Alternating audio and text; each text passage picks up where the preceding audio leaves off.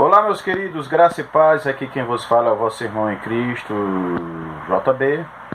Eu gostaria de comentar aqui com vocês, de uma forma bem resumida e não exaustiva, sobre a importância que existe às literaturas apócrifas para a teologia do Novo Testamento, né? Por que eu gostaria de trazer aqui esse conteúdo da importância? Porque nós vivemos numa época onde a ignorância dos estudantes das Escrituras em relação aos apócrifos, ela chega a ser enorme, né? Ela chega a ser grande, né?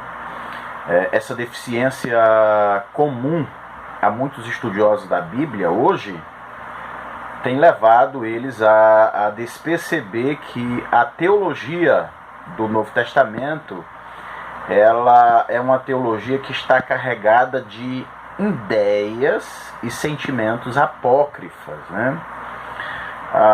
Até porque na época da formação do Novo Testamento, nós não tínhamos um padrão de livro canônico com relação à literatura neotestamentária, né? Então a apocrifosidade ela era comum naquele período, e essa apocrifosidade era de conhecimento dos escritores e dos cristãos primitivos, tá? Então muitos eles não observam que na própria narrativa do Novo Testamento existem características gritantes da literatura apocalíptica e apócrifa, tá? Do judaísmo do Segundo Templo. Vamos citar aqui alguns exemplos. O apóstolo Paulo, por exemplo, ao afirmar ter sido levado a conhecer o terceiro céu, né? Onde Paulo teria tirado essa ideia de terceiro céu, né? Qual é a origem desse conceito aí de Paulo de terceiro céu?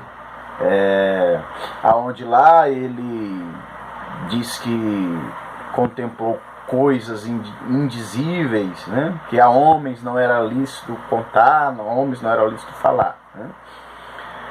Então, de onde Paulo teria extraído aí essa ideia de um terceiro céu? Tá? Certamente não vem da Bíblia hebraica, né? Por quê? Porque a Bíblia hebraica não há nada ali explicitando uma ideia de terceiro céu, tá? Usando esses termos, né? Mas quando nós observamos as literaturas não canônicas, nós podemos observar de uma forma viva a ideia de um terceiro céu nas literaturas apócrifas, né? Então, infelizmente, muitos eles não observam que a própria narrativa do Novo Testamento, elas possuem características da literatura apocalíptica e apócrifa do Segundo Tempo, tá? Então, isso são fatores inquestionáveis, ok? Esses livros apócrifos, eles tiveram aí durante muito tempo na mente e nos lábios dos apóstolos, né? Eles foram citados, esses livros foram citados de forma direta ou de forma indireta, né? Os próprios redatores aí do Novo Testamento, eles fazem suas citações extraídas em muitas vezes da literatura apócrifa e apocalíptica do judaísmo do Segundo Templo, né? Como poderíamos citar aqui a citação de Jesus, Mateus 7:12. Tem uma citação assim também em Tobias, né? Timóteo 3:8. O conceito que Paulo se utiliza não existe na Bíblia hebraica, mas você encontra em outras literaturas apócrifas, né? Ou paralelas, como o Targum de Jonatã, tá? As ideias de Pedro, 1 Pedro 3:9, de Judas 9:14-16, todas elas se encontram aí em livros apócrifos e apocalípticos do judaísmo do Segundo Tempo, tá?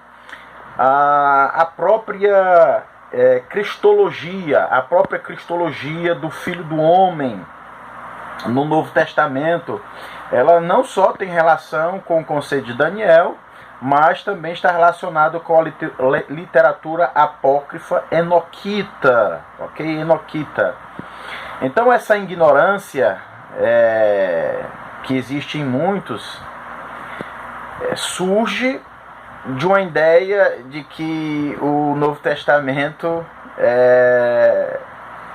talvez deva ser isolado do seu contexto histórico-cultural, né?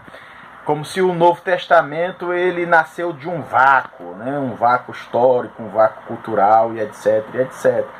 Quando na realidade, gente, nós sabemos que não é verdade. O Novo Testamento ele não é fruto de um esoterismo, né? A teologia do Novo Testamento ela não é um pacote que veio assim pronta.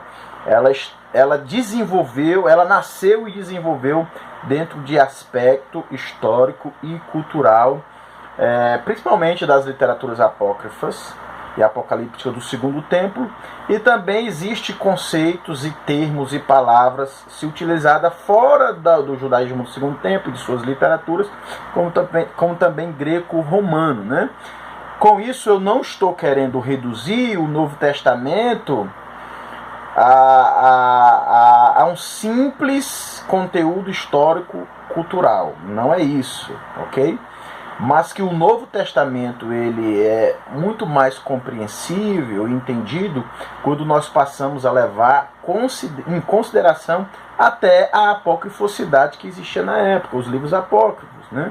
Porque esses livros foram utilizados e muitos dos conceitos, ideias, e teologias e sentimentos que existem no Novo Testamento já eram oriundos nessas literaturas a quem os escritores vêm dessa origem semita, uma origem judaica, ok? Os apóstolos eram judeus, os discípulos, a maioria dos discípulos primitivos eram judeus, Jesus era judeu.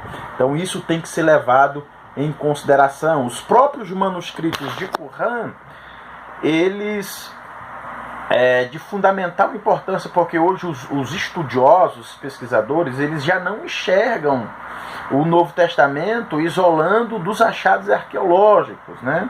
E da apocrifosidade que existe, né? Na própria literatura canônica do Novo Testamento. Então é isso, gente. Embora esses livros não sejam canônicos, né? Embora nós não entendemos como inspirados, eles são de suma importância para entender a teologia, para entender a história, para entender o surgimento dos conceitos, das ideias e do contexto, né? Por exemplo, o primeiro e segundo Macabeus é importante para entender aquele período ali ao fim do profeta Malaquias, que é tido no judaísmo como o último profeta, né, da Bíblia hebraica, ali ao surgimento do movimento de Jesus Cristo, né, Jesus de Nazaré. Então, isso é de fundamental importância se a gente quer crescer e desenvolver nas pesquisas do Novo Testamento. Nós precisamos levar em consideração, dar valor à apocrifosidade que existe até no Novo Testamento, ok? Então eu vou lhe pedir um favor, se inscreva no meu canal Talmud Raiz, dá um like e compartilhe aí para que todos também tenham aí informações e conhecimentos para acrescentar no seu rol de teologia. Abraço!